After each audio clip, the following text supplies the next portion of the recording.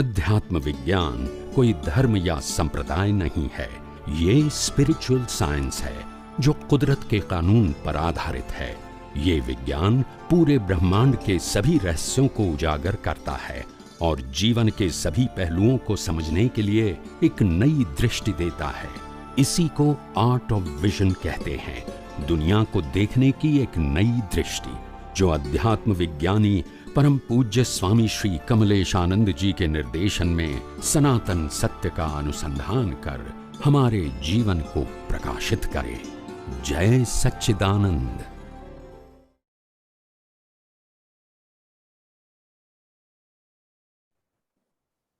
महेश भाई जोशी, भरूच। महेश भाई जोशी, भरूच। यस है। जय सच्चिदानंद। जय सच्चिदानंद। स्वामी जी, मैं ये पूछना चाहता हूँ कि हम जो अभी कोर्स कर रहे हैं उसका जो रिजल्ट आएगा वो नेक्स्ट बर्थ में आएगा। अभी हमारे उसका रिजल्ट नेक्स्ट बर्थ में आएगा। ओके। तो अगर मैं भाव करता हूँ, सपोज कि आज मैं भाव करता हूँ कि मुझे अगले जन्म में एक कार मिले, तो अगर पुण्य का उदय होगा तो मिलेगा, पाप का उदय होगा तो नहीं मिलेगा। ओके। तो मैं ये जानना चाहता हूँ कि ऐसी क्या प्रोसेस होती है कि मेरे जो चेतन के भाव है वो जड़ को मेरे पास कैसे खींच लाएंगे। अगर मैं चेतन हूँ और कोई चेतन वस्तु की इच्छा करता हूँ तो समझ में आता है, पर जड़ में तो भाव ही नहीं है, तो वो कैसे मेरे पास आएगा? इसके पीछे क्या साइंस है? जड़ के अंदर भाव नहीं है, मगर भाव करने की शक्ति चेतन की हाजिरी में ही प्रकट होती है, मगर चेतन खुद भाव नहीं करता है और इसीलिए उसको प्रतिष्ठित आत्मा बताया। क्या बताया? इसीलिए मैंने कहा कि मन वचन काया कर्मों की भुगतान का साधन मात्र है, पुरुषार्थ करने का साधन नहीं है। बराबर है? तो मन वचन काया पुरुषार्थ करता है, वो सब्जेक्ट नहीं रहा। आत्मा पुरुषार्थ करता है, वो भी सब्जेक्ट नहीं रहा। मगर प्रतिष्ठित आत्मा वो पुरुषार्थ करता है, जो प्रकृति भी नहीं है और परमात्मा भी नहीं है।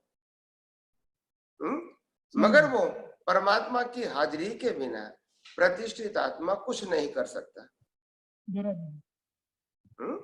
तो इसीलिए प्रतिष्ठित आत्मा अपने ज्ञान दर्शन के आधार से, जो लेवल का ज्ञान और दर्शन है, उसी लेवल के आधार से वो दुनिया देखता है, समझता है और भाव करता है। और जैसा भाव करेंगे कुदरत इनको संजोग देंगे, नया मन वचन काया देंगे और भुगतान के कर्मों के संजोग देंगे। क्योंकि ये साइंटिफिक प्रोसेस है। दुनिया क्या है? साइंटिफिक प्रोसेस है। ये श्रद्धा से नहीं चलती है, मगर आम लोग दुनिया को धर्म के माध्यम से समझते हैं, तब उसको भगवान, गुरु, क्रियाकांड, मंदिर, मंत्र, रिचुअल्स उसमें ढाल देते हैं। तो जो विज्ञान है वो समझ में नहीं आता है, क्योंकि विज्ञान तो बियॉन्ड है। मगर जब आप ऐसे रिलेटिव सत्य से ऊपर जाओगे और ये दुनिया के सनातन सिद्धांतों को जब समझने की कोशिश करोगे, तो आपको समझ में आ जाएगा कि आखिर मेरे भाव करने से ये संजोग क्यों मिलते हैं। मेरा यही जानना है कि हमारे क्योंकि आत्मा खुद कल्प वृक्ष है। क्या है? और उनकी हाजिरी में प्रतिष्ठित आत्मा ने भाव किया है। तो कल्प वृक्ष के आगे जो भाव करता है, तो कुदरत को तो रिजल्ट देना ही पड़ता है। कुदरत के पास कोई चॉइस नहीं है। कुदरत मैकेनिकल काम करता है, लॉ ऑफ नेचर के मुताबिक काम करता है। अगर आपने कॉज फीड किया है तो इफेक्ट आपको मिलेगी। ये मैकेनिकल प्रोसेस है। क्या है? हाँ, मगर ये मैकेनिकल प्रोसेस जो है, वो मैकेनिकल प्रोसेस लाइव आत्मा की हाजिरी से होती है। नहीं तो अकेला मैकेनिकल कुछ भी करेगा तो कोई प्रॉब्लम नहीं है। हम रात को सो जाएंगे, मोबाइल को छोड़ देंगे और मोबाइल के अंदर सभी मैसेज ईमेल बीमेल सब कुछ आता रहेगा, we have no concern, mobile को भी कुछ नहीं होगा। मैसेज तो मोबाइल में आएगा मगर मोबाइल को कुछ नहीं होगा। मोबाइल में आ गया कि 5 लाख रुपया डेबिट हो गया, ऐसा मैसेज आ गया, मोबाइल को कुछ होगा?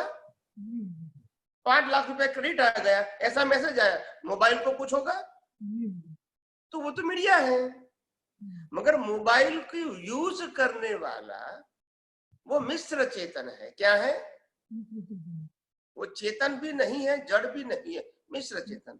तभी तो वो भुगतान करता है। आप समझे ना? तो इसीलिए ये मैकेनिकल प्रोसेस है और मैकेनिकल प्रोसेस की भुगतान इसी प्रकार से जीव को भुगतान भुगतनी पड़ती है। और आत्मा इसमें न्यूट्रल है। क्या है? न्यूट्रल। मगर आत्मा के बिना कुछ भी होना संभव भी नहीं है। जड़ को कुछ नहीं कर सकता है डायरेक्टली, विदाउट मीडिया। समझ में आया आपको? नहीं, अभी कोई कंफ्यूजन है तो पूछो, कोई बात नहीं। मतलब अभी यही बात रही है कि अभी हमको भाव में बहुत ही सतर्क रहना है, बहुत ही जागते रहना है कि कैसे भाव करें। अगर उल्टे क्योंकि इसीलिए हमने भाव के बारे में स्पष्ट बताया है। अगर भाव पुरुषार्थ के रूप में करना है तो हमारा भाव ऐसा ही होना चाहिए कि हे अंतर्यामी परमात्मा, हमको मोक्ष मार्ग के लिए लायक और सहायक संयोग प्राप्त हो, प्राप्त हो, प्राप्त हो। यही भावना पुरुषार्थ के रूप में होनी चाहिए।